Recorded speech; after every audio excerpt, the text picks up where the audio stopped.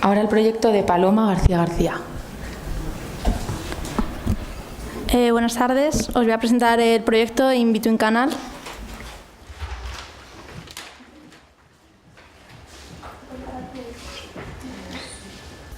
Before you received that rich, smooth, roasty, balanced coffee, it was made personally for you by our barista, the one who greeted you warmly and remembered your name is Emily, and that you like the double tall, non-fat cappuccino. Now, before we can make your favorite beverage, our signature espresso roast traveled the ocean from one of our artisan roasters. The way we roast beans is uniquely Starbucks because we roast until the second pot, which maximizes the flavor of each and every bean. Long before our roasters can roast those Arabica beans, our buyers have to source them. They travel across 3 growing regions to carefully pick the best Arabica beans in the world. And since we're so close, let's go back to the people who started it all, the coffee growers.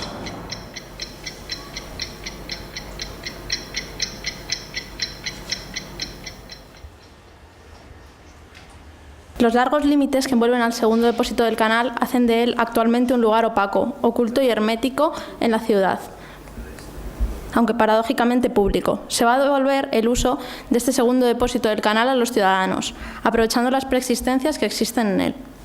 Para realizar esta gran intervención urbana se van a analizar numerosas referencias, clasificando sus conflictos y sus virtudes y extrayendo 5 estrategias principales que se van a utilizar en el proyecto. Los límites son quebrados, retranqueados y difuminados, creando una sucesión de umbrales como borde del proyecto. El proyecto es entendido como un conjunto interconectado, tanto interiormente, complementándose los usos los unos a los otros, como exteriormente, con los diferentes colectivos y elementos del barrio. La naturaleza es entendida como punto fuertemente demandado en Chamberí, por lo que será la encargada de coser el espacio urbano. El espacio público es entendido como un espacio continuo, donde las diferencias de cota son mínimas y las relaciones visuales máximas. Este proyecto es entendido como un edificio hito, y esto se va a lograr a través de la escala de la construcción y de la riqueza material empleada. Atendiendo a todas estas estrategias urbanas, se va a crear un nuevo prototipo de ciudad en Chamberí, que va a reactivar la vida de los 2 grandes ejes del barrio, absorbiendo los pequeños espacios públicos actualmente residuales que se encuentran a su alrededor. Un nuevo prototipo de ciudad, el motor del barrio y centro de actividad, es diseñado en Chamberí, que alberga usos correspondientes a vivienda, a usos culturales, deportivos y espacios de ocio. El espacio público existente se funde con el nuevo espacio proyectado, dejando una planta baja libre, que modifica cualquier rincón para establecer las actividades que allí se realizan. La riqueza material es el punto de partida del proyecto, donde las fachadas se convierten en los nuevos diafragmas entre el edificio existente, entre la ciudad existente y los nuevos edificios proyectados, convirtiéndose en los telones de fondo del proyecto. En las plantas altas, las conexiones empiezan a aparecer por encima del espacio público, a través de pasarelas, donde se concentran los programas que tienen un mayor carácter horizontal. Este proyecto además tiene que convivir con el uso actual de depósito y con la arquería existente en planta baja, que es entendida como el espacio de interconexión bajo rasante entre los edificios. En esta planta baja, el depósito se rediseña dejando libre el espacio central para poder disfrutar del espacio con mayor riqueza espacial de la arquería, además de ser un apoyo energético para el proyecto.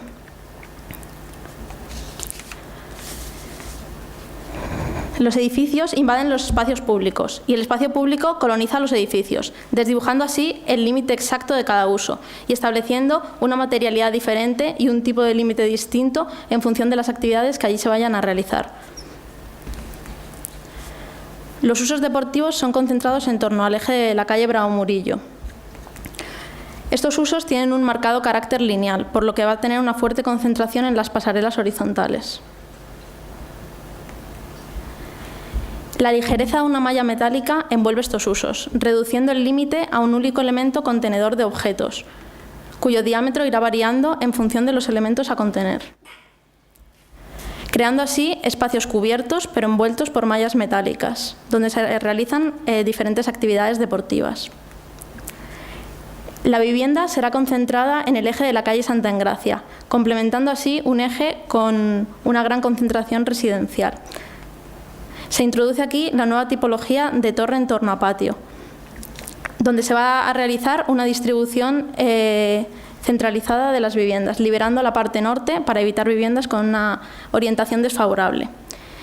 Y diseñando así 3 tipos de viviendas: las unidades habitacionales mínimas, las viviendas con mobiliario deslizante que permiten tener gran parte de espacio libre y las viviendas de mayor extensión tipo dúplex con espacios a dobles alturas.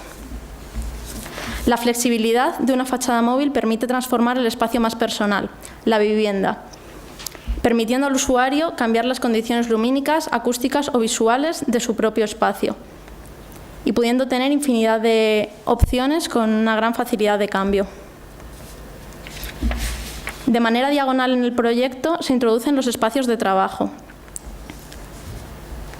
agrupados en torres por una superposición programática y conectados puntualmente por diferentes tipos de pasarelas, para que todo se entienda como un conjunto interconectado. La opacidad de vidrios translúcidos permite crear espacios fuertemente iluminados, pero con cierto grado de abstracción de la ciudad, como así mandan los espacios de concentración que allí se realizan. En función de la técnica constructiva utilizada, la opacidad de la fachada puede ir variando para conseguir el grado óptimo de privacidad que se requiera. Los espacios culturales son entendidos como espacios aislados, donde evadirse del caos de la gran ciudad y disfrutar de las cosas en su pura esencia, por lo que se sitúan en la parte central del proyecto. Las actividades culturales pueden invadir también el espacio público, aprovechando la opacidad de los muros ciegos como instrumentos para proyectar diferentes elementos o exponer cosas para poder disfrutar así del espacio público. La masividad del hormigón es utilizada como elemento aislante en sí mismo, necesario para realizar ciertas actividades culturales como salas de música o lugares destinados al cine. Por ello, la propia piel del edificio cuenta con diferentes variables, en función del grado de aislamiento que sea necesario para cada uso. Y por último, los espacios destinados al ocio son el principal foco atractor de actividad. Se disponen de manera central, obligando al usuario a penetrar hasta el interior del proyecto y evitando los usos perimetrales. Se disponen en torres suficientemente altas para ser vistas desde cierta distancia y fortalecer el concepto de edificio hito que se quiere crear. La transparencia del vidrio no oculta nada. Todo lo que allí pasa, todo lo que allí sucede es transmitido al exterior y pasa a formar parte del paisaje urbano. Son edificios escaparate, con gran riqueza colorida y tecnológica. Todos estos elementos se superponen, se entrelazan, se envuelven y se intersecan, consiguiendo una constante sucesión de umbrales en el proyecto y haciendo que el usuario se encuentre realizando un rico tránsito entre materialidades y entre en un constante estado in between. Muchas gracias.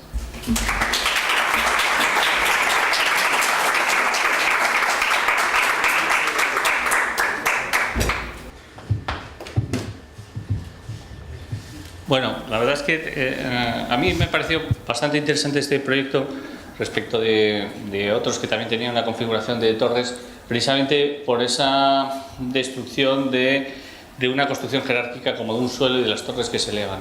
Me parece que estas piezas que van enlazando las torres a diversas alturas van generando una definición como del espacio público que se puede ir generando a través de todas las torres de manera más interesante o atractiva. Yo creo que las piezas que son residenciales, incluso en realidad en general, y es una cuestión que adolece también un poco el resto de las piezas que están trabajando como este sistema, le falta una cierta densidad. Es decir, que al final esa pieza de la residencia es muy grande, con un patio muy grande, y al final están trabajando casi 8, que es en el fondo un doble bloque en H optimizado.